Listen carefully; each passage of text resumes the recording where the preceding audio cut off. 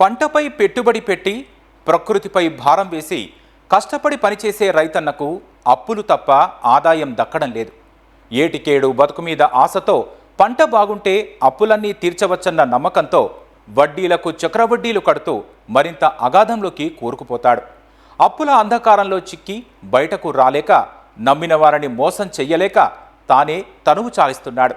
తను చనిపోయినా ఆ అప్పులిచ్చిన వారు గద్దల్లా కుటుంబాన్ని పీకు తింటారని భయపడిపోయిన ఓ యువ రైతు ఏం చేశాడు?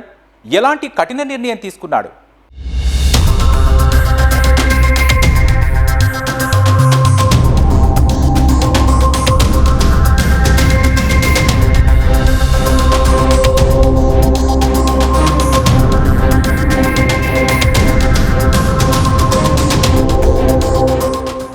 అప్పు ఎప్పటికైనా ముప్పే.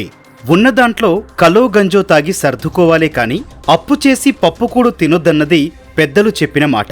కాని ఎదుగుతున్న ఇద్దరు బిడ్డలకు బంగారు భవిష్యత్ ఇవ్వాలంటే ఇంతకన్నా బాగా సంపాదించాలని కలలు కన్న ఓ తండ్రి అప్పులు చేసి మరీ వ్యవసాయంపై పెట్టుబడి పెట్టాడు. పంట బాగుంటే జీవితం మారిపోతుందని యువ రైతు పెద్ద సాహసానికే ఒడిగట్టాడు. కాని ఏం చేస్తాడు? కష్టపడి పనిచేసినప్పటికీ కలిసి రాకపోవడంతో తీవ్రంగా నష్టపోయాడు.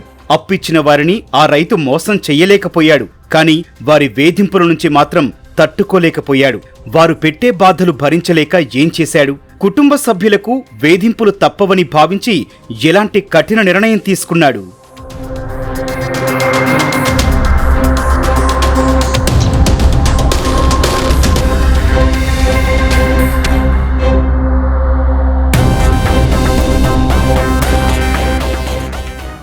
మహబూబ్ నగర్ జిల్లా దేవరకద్ర మండలం డోకూరుకు చెందిన గంగుల నరసింహులు మామిడి తోటలను కౌలుకు తీసుకుని జీవనం సాగిస్తుంటాడు. తోటల యజమానులకు ముందుగానే డబ్బులు చెల్లించి పూత దగ్గర నుంచి కోత వరకు లక్షల్లో పెట్టుబడి పెట్టేవాడు. అయితే కొన్నేళ్లుగా మామిడికాయ దిగుబడి సరిగా రాక ధరలు లేక తీవ్రంగా నష్టపోయాడు. సుమారు 150 ఎకరాల వరకు మామిడి తోటలు కౌలుకు తీసుకోవడంతో వాటికి పెట్టుబడులు, కూలీల ఖర్చులు, నష్టాలు కలిపి తడిసి మోపెడయ్యాయి. తాహతుకు మించి తోటలు కౌలుకు తీసుకోవడంతో పాటు వాటికి భారీగా పెట్టుబడులు పెట్టడంతో నరసింహులు తీవ్రంగా నష్టపోయాడు.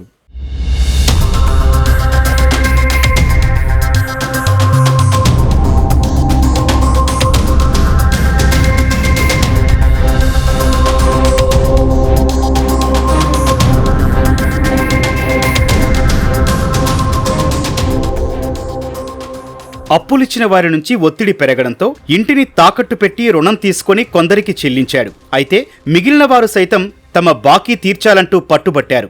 8 ఏళ్లుగా పండ్ల తోటల్లో నష్టం వాటిల్లడంతో డోకూరుతో పాటు అత్తగారి ఊరైన గద్వాల్లోనూ సుమారు 60 లక్షల వరకు అప్పు చేశాడు. వడ్డీతో కలిపి అది 1,20,00,000కు చేరింది. 2 నెలలుగా హోమ్ లోన్ బాకీ కట్టకపోవడంతో ఫైనాన్సర్లు ఇంటికి నోటీసులంటించారు. అలాగే ఇంట్లోని విలువైన వస్తువులు సైతం జప్తు చేసుకున్నారు. అయినా అప్పులిచ్చిన వారి వేధింపులు ఆగకపోవడంతో కోర్టు నుంచి ఇంజెక్షన్ ఆర్డర్ తెచ్చుకున్నాడు.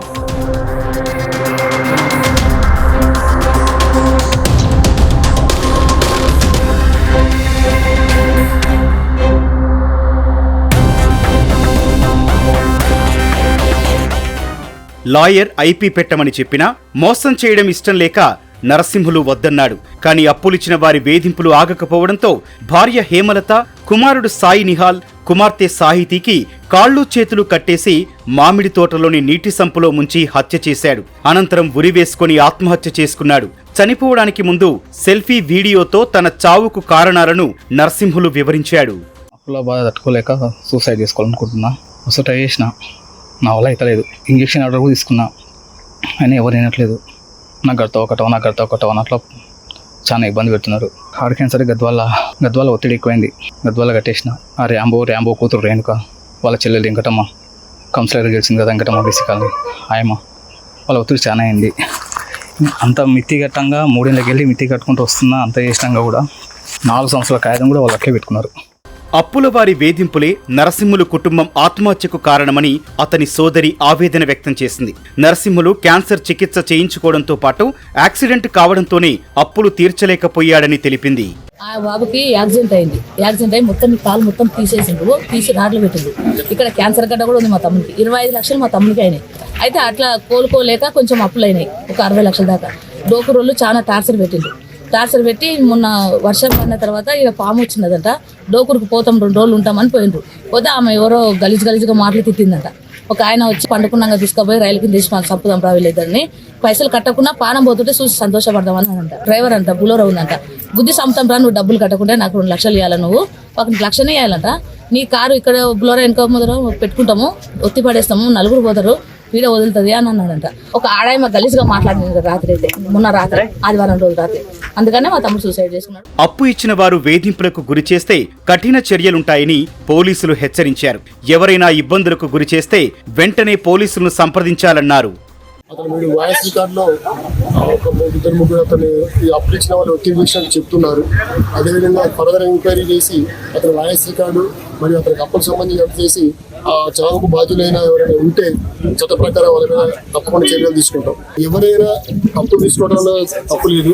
ఎవరైనా ఒత్తిడి చేస్తే మరీ ఇబ్బంది పెడితే కన్సర్న్ పోలీస్ స్టేషన్ ఎక్కడైనా సంప్రదించండి. మేము ఖచ్చితంగా అడ్డుకోవాలని యాక్షన్ తీసుకుంటాం. తాహతుకు మించి అప్పులు చేసి నష్టపోయిన నరసింహులు తాను చనిపోవడంతో పాటు కుటుంబాన్ని బలి తీసుకున్నాడు. బంగారం లాంటి భవిష్యత్తును బుగ్గిపాలు చేశాడు.